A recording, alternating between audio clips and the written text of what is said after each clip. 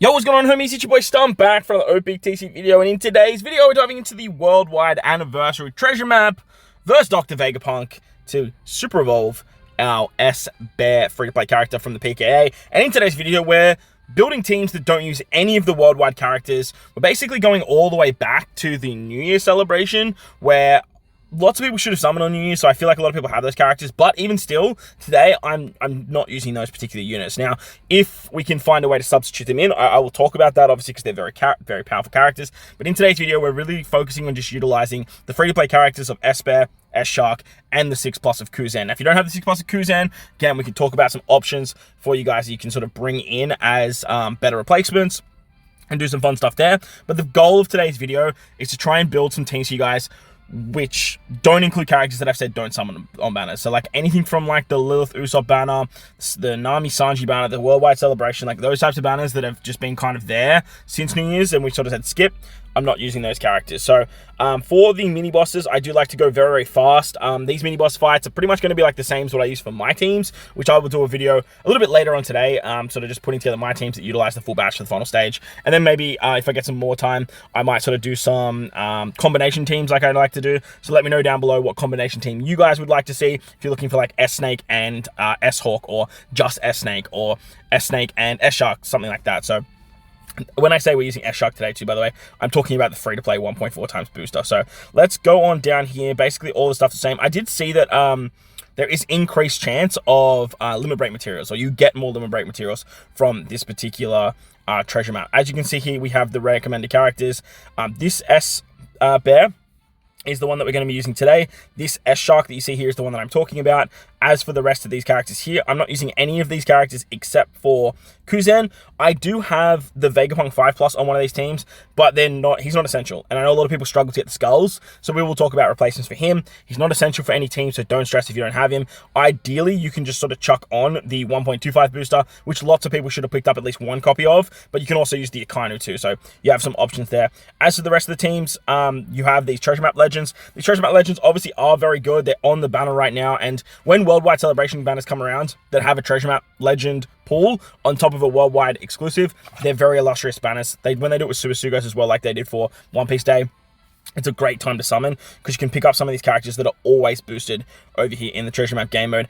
As for the rest of the characters, you have the free-to-play Straw Hats. You do have the New Year's batch, which is awesome that they're still boosted. And then we have a bunch of free-to-play characters here as well that we can take a look at using too. So let's dive in to the treasure map crew for the first fight, which is against Edison and Pythagoras. Now, the recommended character is the 5+ Vegapunk.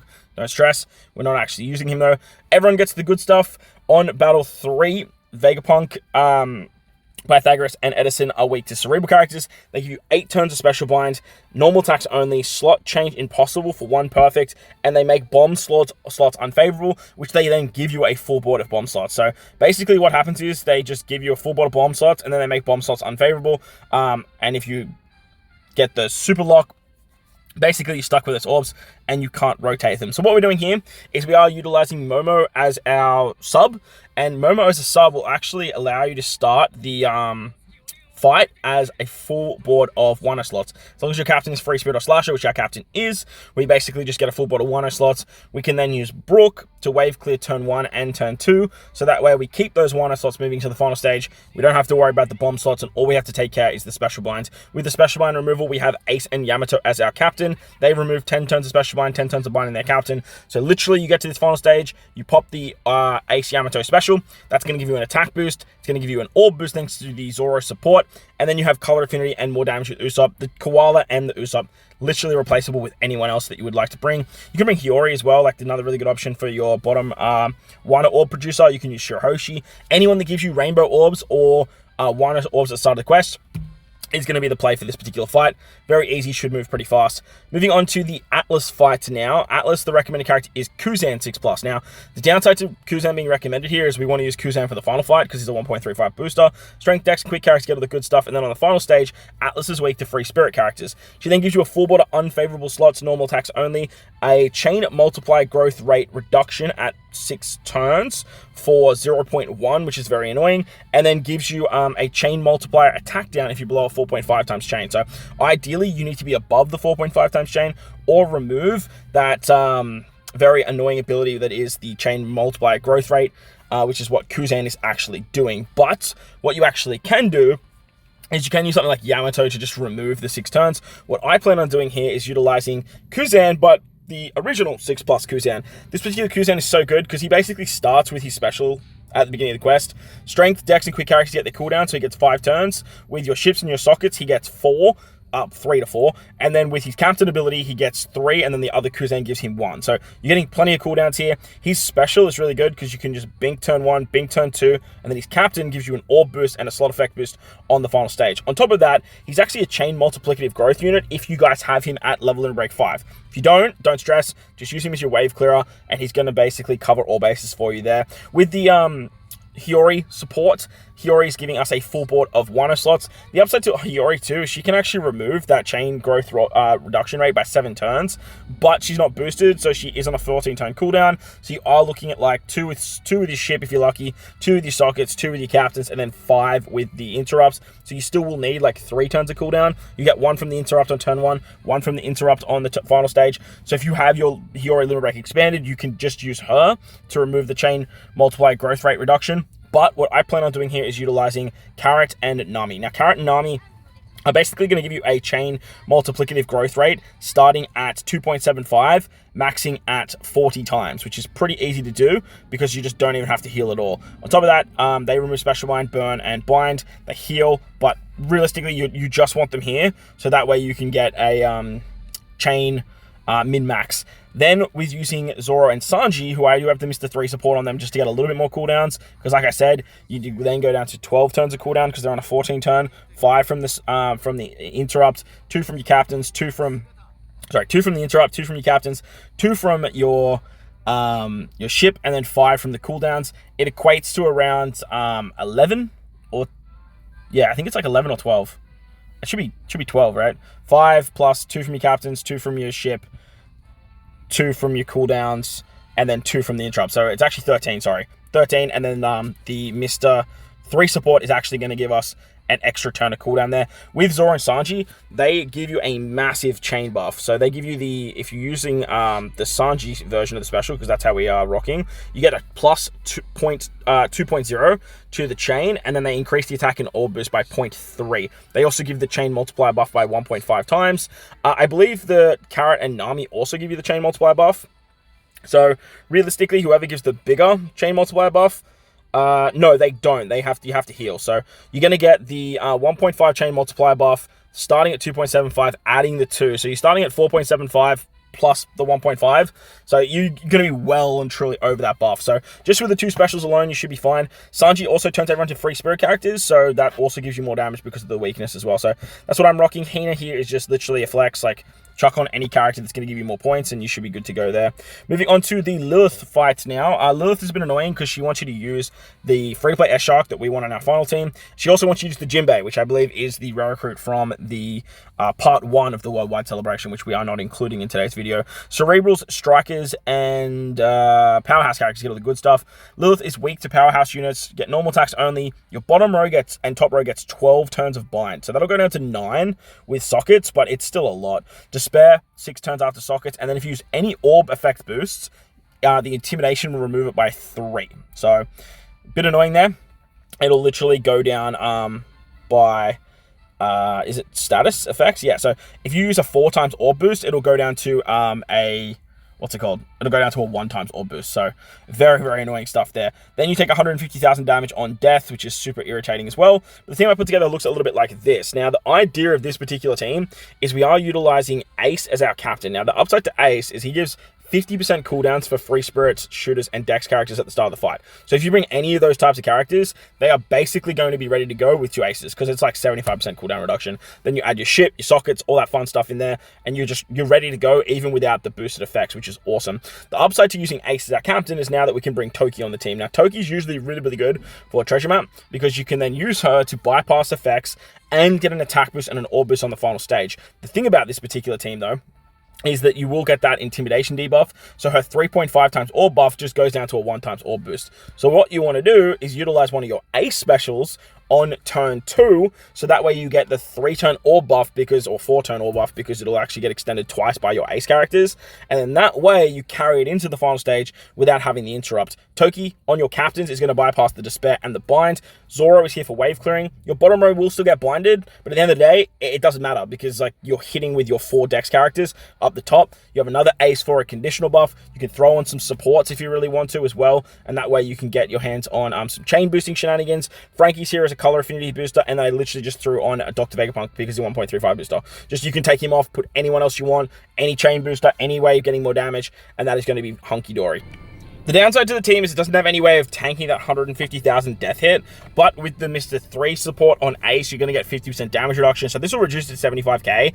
Now, I imagine we'll have over 75,000 HP, but if we don't, we might be in for a rough time, and we might have to look at chucking on some extra supports that just give dex damage reduction, quick damage reduction. What I mean by that is if you go into your support tab, and then you click on damage reduction, you can actually see what damage reduction units will actually defend against quick. So as you can see here, like the Rayleigh support, for example, will reduce quick damage by 5%, which will then reduce that 150k to something like, 1.5 times 5 is 4. I'm so bad at maths when it comes to this sort of stuff. 7.5. So it'll reduce it by 7,500 damage. So then that goes down, and then as you guys see what I'm doing here, like you can just keep chucking on supports to just create more and more damage reduction. Moving on to the Shaka fight now. Shaka's recommended characters are the Luffy, Lucci, and Stussy, which we are both not using in today's video. Shooter characters get the good stuff, as well as fighters and free spirits. Shaka's weak to shooters. On your right column, we get Special Bind. Your left column gets Special Reverse, normal attacks only, defense down immunity, and then 6 turns of paralysis. So very annoying stuff here. Whenever I see Special Bind removal, whenever I see Special Reverse combination, the first character I think of is Halloween Ace. Halloween Ace just continuously shows how valuable he is over here in the treasure map game mode, because you can just utilize him as captain and just bypass 2 of the most annoying abilities in the game, Special Bind and Special Reverse. When they combine together, it's so friggin' disgusting. But upside to this character too is he actually boosts int, shooter, and fighter characters, so you are going to get a nice array of characters on the team as well, plus he gives you some matching orbs and stuff too. And if you can get the cooldowns, he'll actually do damage as well, so that way you can use him as a wave clearer. Downside, he's on a 13-turn cooldown. Even with the 5 turns of cooldown he gets from the start of the quest and your captains, ship, and sockets, you realistically are only getting 11 turns of cooldown. Then you have the 1 on the interrupt, so you're only gonna get 12. However, if you do have him Limit Break expanded, you can use him as a wave clearing unit. So I might look at actually utilizing him as a wave clearing unit if I get a friend captain that is Limit Break expanded, or I might look at Limit Break expanding my own. As for my wave clearers here, I have Lucci and Kaku. Lucci and Kaku, you can just switch with them, and that is actually going to get you the what's it called? It's actually going to get you damage, which will just kill the first stage of mobs, and then you can keep Luffy and Lucci for the final stage if you guys want. You're then going to use the Izo Kiku special on turn 2 for wave clearing. Shirahoshi's giving us rainbow orbs at the start of the quest, and to get around the paralysis, we have this particular Luffy here. If you don't have Onsen Luffy, just replace him with any other paralysis remover. That's going to work out hunky-dory. If you do have your Ace Limit Break expanded, you won't need Izo Kiku, or you won't need Lucci Kaku. You can just replace them with something else, maybe something like an attack booster. I mean, Ace is going to be the attack booster on the final stage because 13-turn cooldown is exactly correct. If you guys have a 2-turn ship, if you have your sockets maxed out, and you obviously are running 2 of the same character, because you can get the interrupt stage as well. So turn 1, you have the interrupt that gives the cooldowns. It actually gives everyone 1 turn of cooldown, and then on the final stage with the interrupt, you get an extra turn of cooldown there. So that's the team I'm rocking. Should work pretty well, should be pretty fast, and actually has some very good type advantage on it as well. Moving on to the fun stuff now, this is where shit gets spicy, and in today's video, I will be using an S-Snake friend captain. I feel like it's a worldwide celebration. Lots of people should have this particular character. Lots of people summon for this particular unit because they're just an exclusive legend. So you should be able to find this character pretty easily. If you don't, hit up the Discords, hit up your friend captains, and try and add as many S-Snake units as you possibly can, because today's video, we will be including her as our friend captain. On Battle 1, the Strength, Dex, and Quick characters get all the good stuff. Battle 2, there's normal attacks only, 2 turns of damage reduction, 2 turns of threshold, 4 turns of defense up, and then 2 turns of a slot barrier for a super bomb slot, just hitting 1 time. Now, this is where the S-Bear free-to-play character is just so damn valuable. Make sure you Limit Break expand him for his triple special activation. You realistically only need the double special, but like triple is going to help out with that defense up. On to the final stage, the enemy full heals and retreats.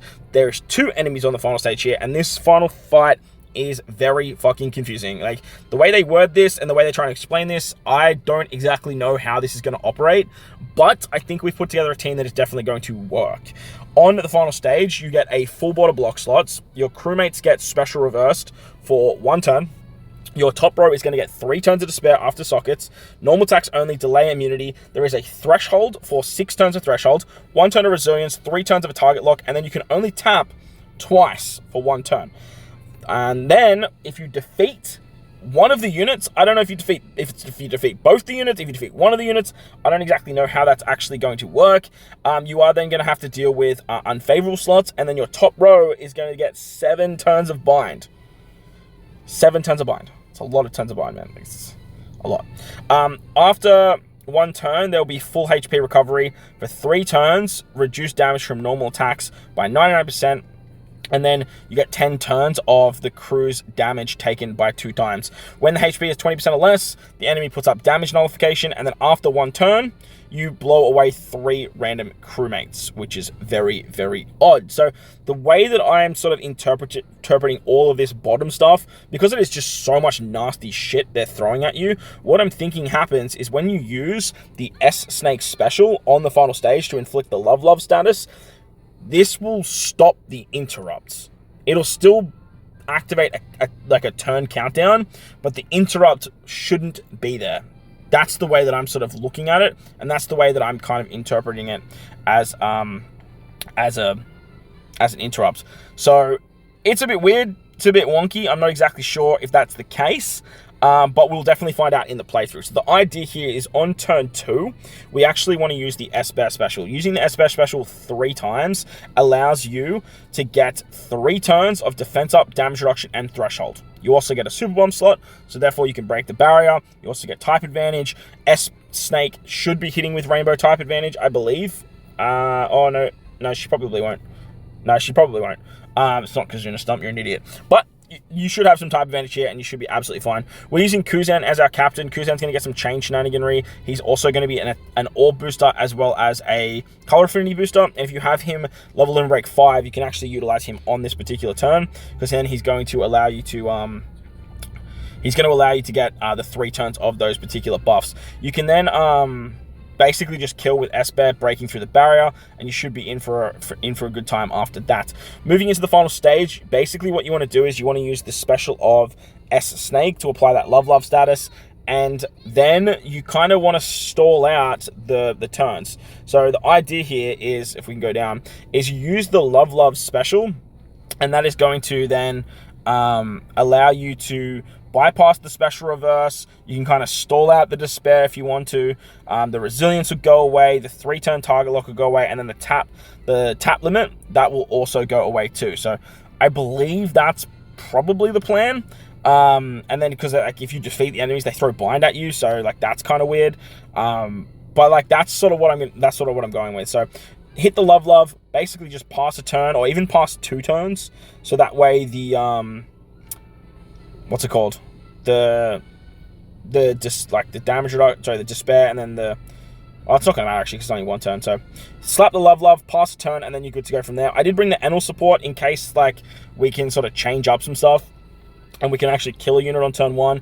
The S-Shark unit actually removes some bind as well, which is really nice. He can remove 4 turns of bind. You will need 7 turns, but if you go into the captain ability, I believe the captain ability completely removes the character's bind. And I believe the bind's only on the top row.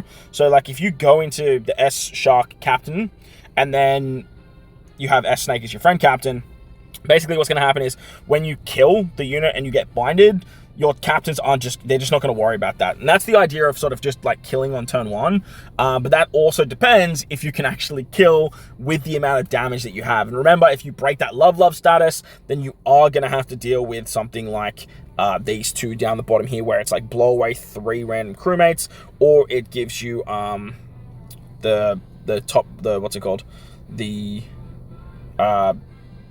damage reduction from normal attacks. So I believe what you really want to do here is just like tap once and just not worry about all of this stuff there, and then you just sort of go from there. As for the rest of the team, Ace is literally just here because he has the Whitebeard support for the 3 turns of despair. Again, just allowing you to sort of remove that. S-Snake is obviously just going to be immune to that, so you don't have to worry about her, but you will have to worry about your captain.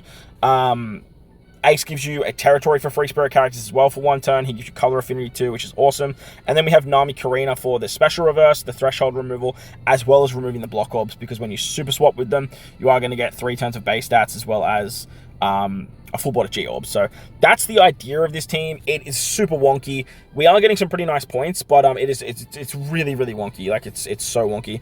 As for a character you can replace with Ace if you guys did some summons, there is the, what's it called? The Frankie, I believe it is. Yeah, there is a Frankie that's a 1.35 booster that you can throw on there. He's going to remove the Despair. You also have the Jinbei as a 1.35 booster if you guys want to throw him on the team. I'm not including them in today's video. You can also use any Luffy, like the what's it called, the New Year's Luffy with the Otama support. That's also going to work. So really, really weird final fight. We'll see how it rocks. We'll see how it operates when we get the playthrough. But that's the idea of it now. Apologies for the ramble, but yeah, just be mindful. S-Bear with that Akainu support is going to take care of turn 2.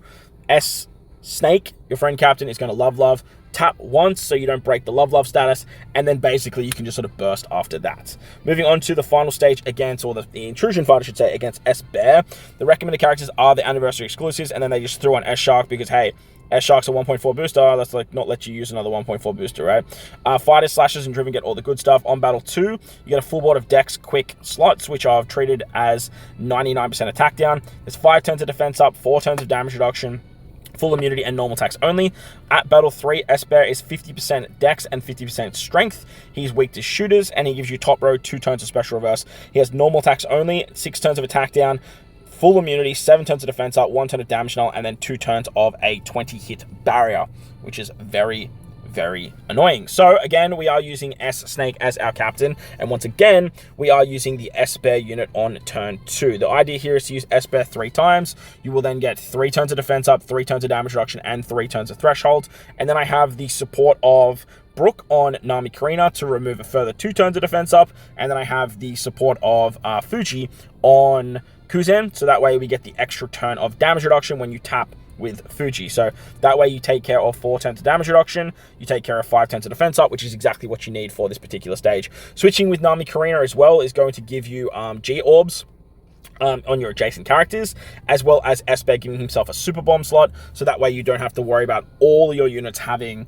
the Dex and Quick slots, which will be treated at 99% lower, and Nami Karina makes the G-Orbs at a higher rate too. So ideally you'll be tapping with the S-Snake unit, like she's going to be hitting the hardest. Depends on what the type advantage looks like for turn 2, but like she's definitely going to be hitting the hardest. Nami Karina and Kuzen, they're going to be hitting quite weak. But hopefully like the type advantage will sort of match up there. Once you get to the final stage against this particular fight, you're going to get top row special reversed, 6 turns of attack down, the defense up, damage null, and the barrier. With Nami Karina as the Karina form, Karina is going to give you a overrideable orb boost, but she's also going to give you 2 turns of cooldown and 6 turns of attack down removal. So she'll completely remove all of those nasty effects, give your captains back the special reverse, which is great. S-Snake will be immune to it, but your Kuzen won't be. Now, you can use Kuzen the turn before if you really want to. Use Kuzen on turn 2. Hit the 3 turns orbs, 3 turn color affinity. However, if you don't have level in rank 5, you're not going to be able to do that, so Nami Karina is going to be your saving grace. As for the other 2 units, I literally just threw on S-Shark and the 5+ Vegapunk, but you can replace them with literally any units you like, because they're not really doing anything here. They're just literally here because of 1.4 and a 1.35 booster. Downside to this team is I don't have any attack boost, which is a little bit annoying. So later down the line, Vegapunk will probably get taken off for an attack boosting unit with the highest points that I can possibly put, which will probably look something like, if we go like this, probably look something like no new batch units. Bit of a tough one, to be honest. Probably something like, I don't know, maybe Luffy. This Luffy here, I believe he does attack boosting for free spirit, and no, it's just free spirit characters. That definitely sucks because S-Snake is not a free spirit character. We'll have to look into something. Like there should be definitely a unit here that we can bring that'll give some sort of buff. You do want it to be a 1 point. You don't want it to be strength extra quick. You could just throw on like this Luffy, for example, or you could throw on Wipe It and Ace. That's definitely going to work if you guys have them from the New Year's batch as well. But this is sort of what we're rocking with and how we're going to take down the intrusion. Honestly, the intrusion's not too bad. Like the intrusion fight Doesn't seem too crazy because S Snake's going to take care of the defense up. She's going to take care of the damage nullification. And then you do have a bunch of characters that have barrier pen with this particular team. Your S-Bear has barrier pen. Your Kuzen also has barrier pen, and then the S Snake has barrier pen too. So realistically, like, you could tap, say, Vegapunk first. What does the typing look like? Typing starts at Dex, so yeah, you want to tap with these other characters last. You can start with Vegapunk, go into your S-Shark, or even into Namikarina. I'd save Namikarina for last, probably. Start with your Vegapunk, maybe tap with S-Snake, so that way you bring him down to the strength pool, and then you could use your quick characters there. But they're the no new batch teams. Very wonky for the final boss and the intrusion fight, but should get it done. The mini boss fights, look, you just want to get through them as fast as possible, as always. But hopefully this video helps you guys out with the whole thing. And if it does, but like button, hit the subscribe button, do all that good stuff. Make sure to hit the bell notification to check out my teams and future boosted teams over the next coming day before the treasure map goes live. And then obviously the playthrough videos as well. But most importantly, wherever you guys are in this beautiful world, please remember to enjoy the rest of your day. As always, homies, thank you all for watching, and I'll catch you on the next one. Later!